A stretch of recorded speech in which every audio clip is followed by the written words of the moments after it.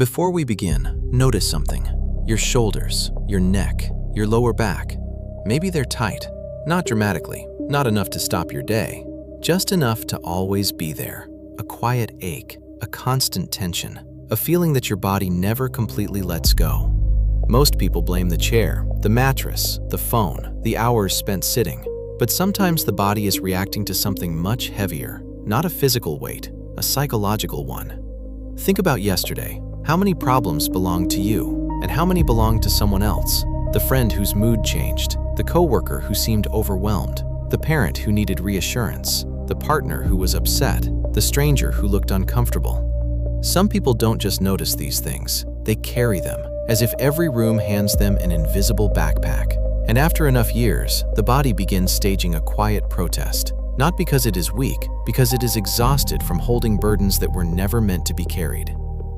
What makes this confusing is that rescuers rarely see themselves as rescuers. They see themselves as helpful, reliable, considerate, the person others can count on, and those qualities are usually praised, which is why the pattern can hide for decades.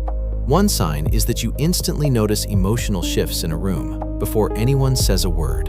Another is that other people's moods linger inside you long after they've moved on. And a third is that you often feel responsible for restoring harmony whenever tension appears. These are the traits of what many people call an emotional sponge, someone whose attention naturally moves toward discomfort, not because they enjoy it, because they've become highly skilled at detecting it. Over time, helping stops being something they do, it becomes something they are, and that is where the weight begins. The pattern often starts much earlier than people realize. Imagine a child entering a room and immediately checking the atmosphere. Is everyone okay? Is someone angry? Is someone disappointed? Is something about to happen? For some children, paying attention to emotions becomes as automatic as breathing, not because they are unusually sensitive, because it feels necessary. Maybe peace in the family depended on reading the room correctly. Maybe approval came from being useful. Maybe being needed felt safer than having needs. Over time, the child learns something subtle. Their value is connected to what they can carry. The worries, the tension, the responsibilities, the emotional weather of everyone around them. Years later, they become adults who instinctively reach for burdens before anyone asks. Not because they consciously choose to, because responsibility has become part of their identity, and identities are difficult to put down, even when they become heavy. The rescuer lives inside a constant loop.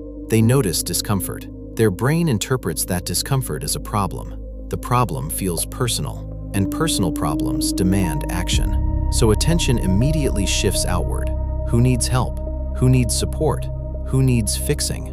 The strange consequence is that the rescuer often loses awareness of their own internal signals. Their body becomes a storage room.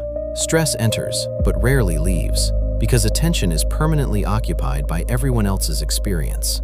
The shoulders tighten, the chest contracts, the back braces, not from lifting objects, from carrying responsibility. The first burden is family. A parent calls, sounding worried. The conversation ends. Hours pass, but part of your mind stays with them. You replay their words while cooking dinner, answering messages, or trying to relax. The situation isn't physically present anymore, yet your nervous system behaves as if it is, because your attention never left. The second burden is work. A colleague misses a deadline. Immediately, you begin adjusting your own plans, covering gaps, anticipating problems, preventing disappointment. You rarely ask whether this responsibility is actually yours. You simply absorb it. And by the end of the day, exhaustion feels mysterious, even though you've spent hours managing invisible weight. The third burden is romantic guilt. Someone you care about feels hurt, even if their emotions are understandable, even if you've done nothing wrong. A voice inside whispers that you should fix it, make it better, carry it. The relationship becomes less about connection and more about emotional maintenance. And maintenance is heavy work. Another version appears in friendships. A friend repeatedly makes the same destructive choices. You become the advisor, the listener, the emergency contact, the emotional first responder. Eventually, you notice something strange. They are living their life. You are carrying the consequences. And then there is the burden nobody talks about, the burden of potential disappointment. Before making a decision, you mentally calculate how everyone might react, not because they asked you to, because you have learned to pre-carry emotions that have not even happened yet. The future becomes crowded with imaginary responsibilities, and the body responds as if they are already real. The hidden cost. The cost is not only fatigue, it is absence. Rescuers often become so focused on managing other people's experiences that they stop fully participating in their own. A beautiful moment arrives, a quiet evening, a good meal, a peaceful walk, and part of the mind is elsewhere, checking, monitoring, calculating, carrying. Life continues, but presence quietly slips away. Perhaps the biggest misunderstanding is this: carrying someone's burden is not the same as caring about them. Many rescuers confuse the two. They believe love requires weight, that compassion requires strain, that support requires self-sacrifice. But those are different things. A person can stand beside someone without carrying them. A person can care deeply without becoming responsible for another person's emotional world. The body often knows this before the mind does. That may be why the back aches, not because it lacks strength, because it has been asked to hold what was never meant to rest there. Right now, notice your shoulders again. Notice your neck. Notice your back. And ask a simple question. Who are you carrying at this moment? Not physically, emotionally. Maybe nobody. Maybe someone immediately comes to mind. No need to change anything. Just notice. Awareness has a way of revealing weight that had become invisible. Imagine walking home in the evening. The streets are quiet. The air is cooler now. The day is ending. People pass by carrying bags, conversations, plans, worries.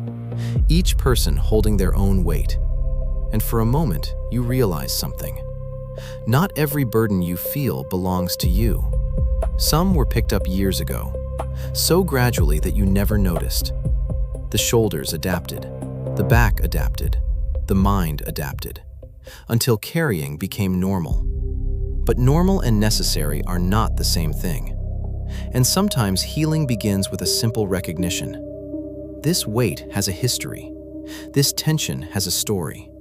And the body has been telling that story all along. If this felt familiar, pay attention to the next conversation in your life. Not with someone else, with yourself. Because when you carry everyone else's weight for long enough, something else begins to happen. You lose your own voice.